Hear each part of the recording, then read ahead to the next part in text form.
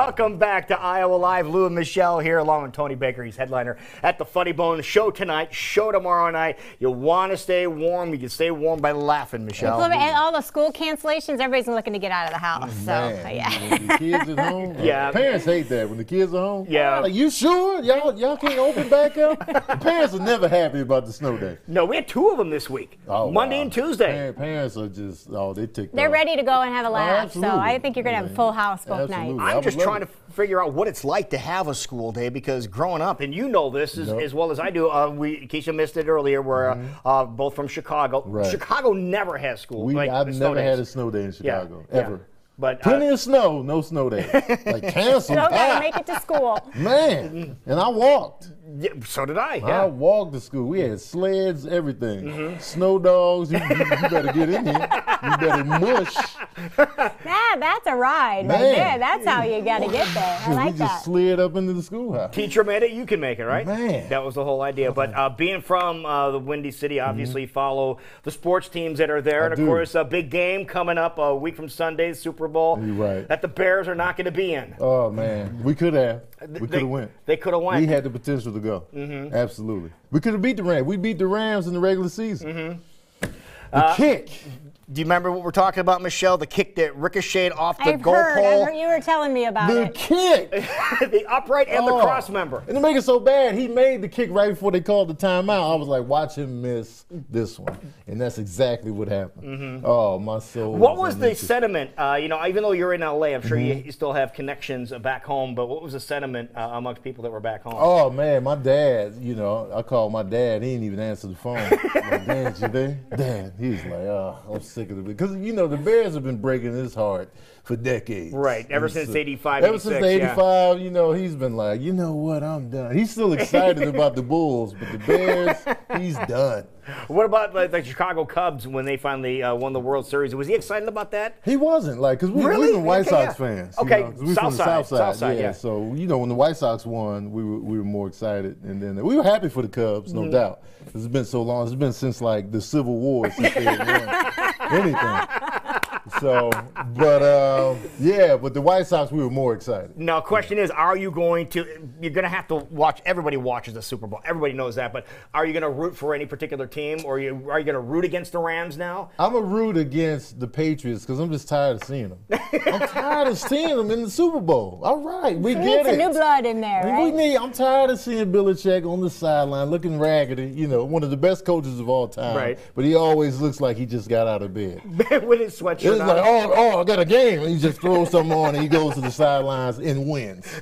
I'm just tired of the Patriots. That's why I was excited. I'd be like, the Chiefs and the Rams, that would have been a better Super Bowl. That would have been awesome. You know what I mean? But, hey, we would have liked it around here, too. Man, yeah. You know what I mean? So I'll be rooting for the Rams. Okay. Yeah. All right. So any other game plans, after the football season, the sports-wise? You said you have a Bulls jacket, so obviously a Bulls fan. But the Bulls are horrible this season. They're horrible. Oh, they're doing second worst record in the Eastern Conference, and it's just like, we're just waiting out for a lottery pick. I don't care about that.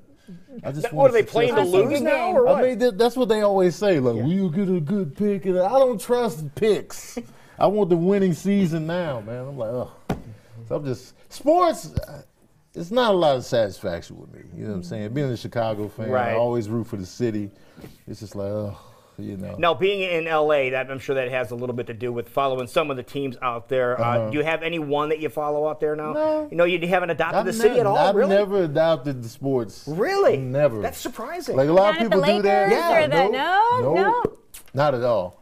Not even the slightest. Wow. Yeah. That really surprises Like when LeBron came for the Lakers, I was just like, I would imagine the biggest player of all time, the biggest superstar. nah.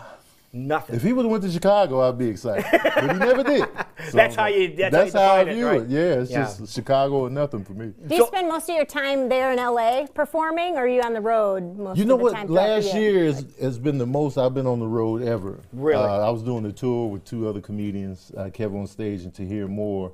And so we did like 50 cities. And that was the most I'd ever been on the road in 1 year. And so we're redoing the tour this year.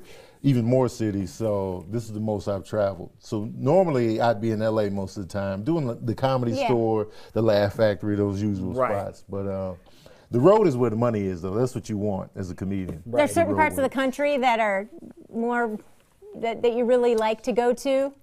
So far, I don't really have a favorite region yet. Well, I really like Baltimore in terms of like the energy of the crowd. DC, Yeah. New York, they've been like really great on the energy front, and I really like performing in Seattle and the Bay Area. Those are like my favorite areas so far as a comedian. But it's been some great like spots in the Midwest. Columbus, Chicago was great, and yeah. So when people come to your show, what kind of material can they look forward to? Is it based off of family, life, what? Absolutely, family, Your unfunny, being a parent, numerous brothers. You know, I talk about them a little bit. You know what I mean, and like mainly observations, basic observations, life observations, pets, you know, animals, all kind of stuff like that. Do you have pets? Not at the moment. Not the I present. grew up with pets my whole life, and then until I went to college, that's when I was finally like pet free. So it was a weird, you know, change. And then I had a cat, and then I got divorced. Kept the cat, and then the cat ran away. I was like, oh, all right, fine then. Yeah. All right, so plenty of things that people can check out tonight and relate to, Michelle. Yes, yes. It's cold, but it's a good place to go and be a get good warm time. and have a few laughs. Yeah, come on through, That's man. right. Warm it It'll up. be a good time. Tony Baker, thank you, man, for Thanks coming for in. having we me, appreciate man. it, man. And Absolutely. try to stay warm. You're used to this weather, so we don't have to. We don't have to tell you that. It's a flashback. Yeah, It's a flashback, man. For real. it's like going home, isn't it? Yeah, absolutely.